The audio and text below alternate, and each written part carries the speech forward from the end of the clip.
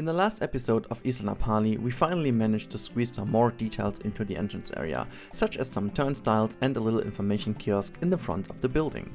Furthermore, we spent an eye on more beautification between some of the gaps that between some of the attractions were still left open.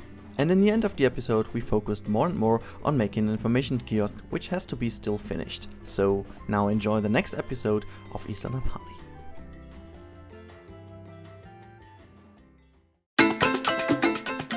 Hello everybody and welcome back to Isla Napali. It's Friday again, it's weekend time, and here we are back again in the game, or actually in the video, because it's not in the game for you guys, but anyways, we are in the time-lapse, and just the first information, right now, I should be preparing to get live at Twitch, so if you guys want to join and see me building Isla Napali, head over to my Twitch channel. I am starting around 20:30, so 9:30ish European time. I hope that suits you guys, so for those of you clicking the video early on, should be able to jump over. This is what we do right now, so jump over if you want. So this is the first info, but now another thing you guys really want to know, I guess, is who won the random game key. Last episode, you people, you blew me away by the amount of comments of the last video. You guys made over 132 comments. This is insane. I love it. And you know what? Because that worked that well, I'm gonna give away another key in the next episode when you guys are gonna comment in this video. Does it make sense? I hope it does. So the winner of last week's competition is Harry Cooper. So Harry Cooper, if you listen to the video, which I do hope quite a bit, make sure to send me an email at rudi.rennkamel@googlemail.com, and you're gonna get a random game key. I can't even tell you which one it is right now, since I have no idea. I will pick one of those I have available. And so for all of you guys who haven't been chosen this time, make sure to drop a comment down below with some feedback to the episode, with some random facts about Hawaii or whatever you want to say. Drop it down below in the comments to make this an active place, because I really figured last week that, you know, many of you, I believe, did put down a comment because of the competition. But then again, it kind of was getting an own dynamic, which I love. I absolutely love this. And you guys came up with some serious feedback, and I really wanted to go into the feedback, but I simply can't. It's just too much. I just wanted to give a few things out of the feedback a mention in this episode, because this feedback has been brilliant, really brilliant. So first of all, it has been mentioned a few times that around the electricity poles there is too much foliage still around in the island, because usually you don't have that much foliage around an electricity place to make sure it doesn't, you know, first of all, it doesn't get burned, but second of all, it definitely lowers the risk of starting a burn and a fire, since this, you know, having some sparks and stuff go over and then just enlighten or kind of, you know, make a fire starting is not what we want here. So yeah, something I really want to focus on, and I did already over here.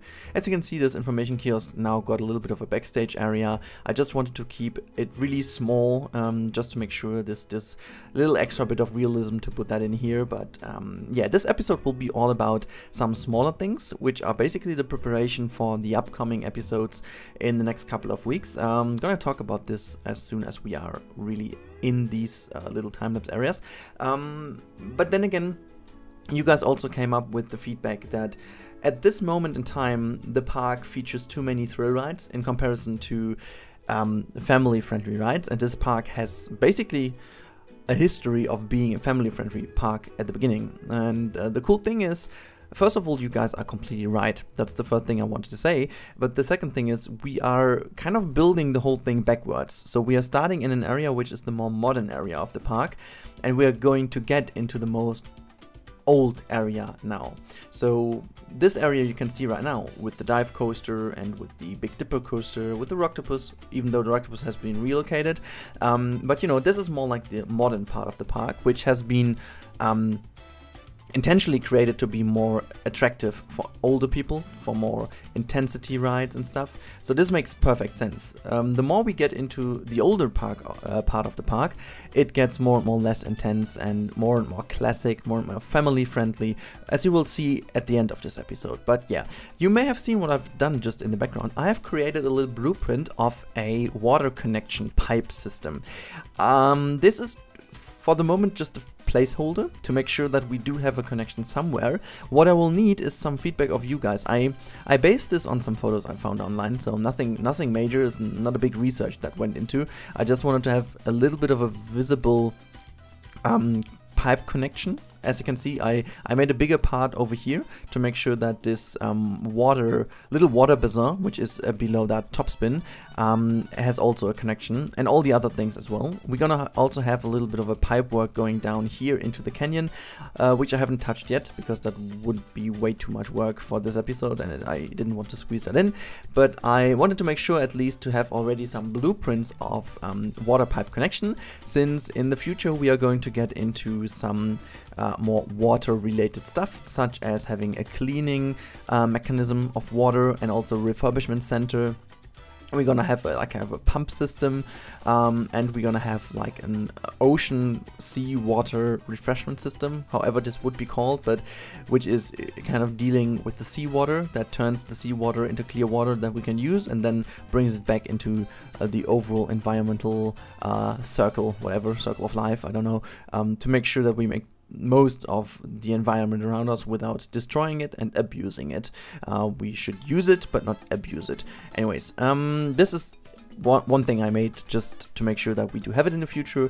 So if there are some experts out there in terms of water pipe systems and whatnot, please let me know if there's anything I have to really watch out. I was also thinking about if we I was choosing a bright color for these pipes, because if these pipes are coming out of the bottom, out of the soil, they are heated up by the sun, so it would make sense to make them not black or darkish, because making them dark would, you know, make them even heat up more, and I think, you know, hot water is not always good, so I was trying to make it at least a little bit more fitting by painting them bright, but maybe there's another reason why they should be dark, I don't know. So if there's anyone out there who has a bit more information about this, please let me know.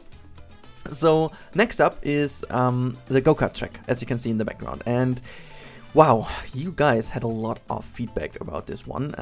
I think one of those being that like the majority of you guys said that we definitely need some more noise reduction systems and noise reduction walls, and this is what I started already doing. As you can see, there is a more, you know, substantial wall around the track on the left hand side of the track, as you have seen, which is definitely featuring some more brick structures and not only wood, to make sure that, you know, it at least saves a little bit of noise from going outside, and then have the chain link fence on a higher level to make sure that if there's going to crash something, nothing is going to fly over the fence into the crowd of people going along.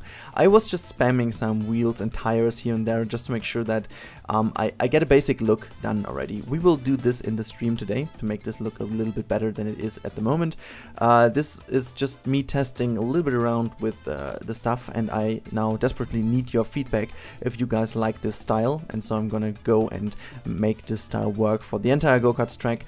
Not quite sure which kind of walls I want to use in the rest of this area, but for the moment I think I'm gonna go good with this like brick wall with the chain fence on top of it. But hey, for the moment, yeah, this is it. And as you can see, we are jumping a little bit in between. I was fixing, you know, I was just looking around and fixing some smaller issues. I found this really awesome thing on the workshop recently, which is basically a measurement pole for people going onto a coaster so that they fulfill the minimum height restrictions, or however this is called. And I was kind of trying to make this incorporated into the entrance of the dive coaster, which still isn't finished, to be honest. I always want to cover up these ugly little concrete things, whatnot. Also, I found these pretty awesome balloons, which I just wanted to make sure to relocate them. Also, I found some more cable structures and all these kind of little things I want to bring into position already. I will spend some more time in a, let's call it, in-between episode in the future where I'm gonna fix all these things. But now we are setting sails for the next stop of our journey in Isla Napali, because this will now basically this will be the first thing of the old park. Like, this is gonna be the first attraction and the first thing, the first roller coaster of the older part of the park. And this coaster has been relocated this to this spot over here, and also has been changed a little bit. And it's again time for you guys to come up with a suitable story for this coaster. You will see that this layout will be freaking simple. It will be super simple, to put it that way. This is just the most kids coaster-esque coaster I've ever built, but I felt like this is the real thing to have here. This is really the best thing to have here. I wanted to have something in this position that interacts quite a bit with the path, because otherwise this connection between those two parts of the park is a bit boring, right? It's just between the entrance area, and it's kind of narrow. You have the big crate just on the opposite side, and on the other side is the harbor area, so it tightens really up over there. So there's nothing major, and I was trying out, as I've seen with the freefall tower, but I also tried some other things that could work potentially as a flat ride, but I wasn't feeling it. I wasn't really, you know, I wasn't really happy with these things I came up with. It all didn't work over there. The freefall tower was destroying the sidelines too much. Then I tried some other ones. I didn't want to have the carousel over here. I felt like the carousel needs a way more prominent place, which is more like in a park area. And I also didn't want to have another flat ride here, because I really wasn't feeling the real one that could fit here. So in the end I decided to go for a kids coaster, and I think I found a way how to incorporate this into this area, and you will hopefully in today's stream we're gonna finish up most of it, since I really want to make sure that this interacts with the pass over here. We are gonna have a little bit of a little entrance area, which is really tiny, but it should all be really in this area, so that is really compact, really narrow, but it still makes sure that this whole area is still a connection area between the old and the new part of Isla Napali. And I can't wait to go more into the old part. But once this area is done, I will focus on making more of the backstage area, where the people live that actually work in Isla Napali, and where all the energy is coming from, and the water refreshment system I just talked about a little bit earlier. But yeah, that should be it about me talking about the project. Now it's time to finish up this episode already. We are in the last bits of the episode. Again, the reminder, we should be live by now, hopefully, or in a few minutes on Twitch. So if you want to join Isla Napali actively and live, you should jump over to my Twitch channel. You will find the links in the description below. And also make sure to tune in for tomorrow's videos, which will be hopefully Parkitect or maybe something else. But yeah, see you then in the next one. Until then, bye bye. We should be hiding out wherever we may find.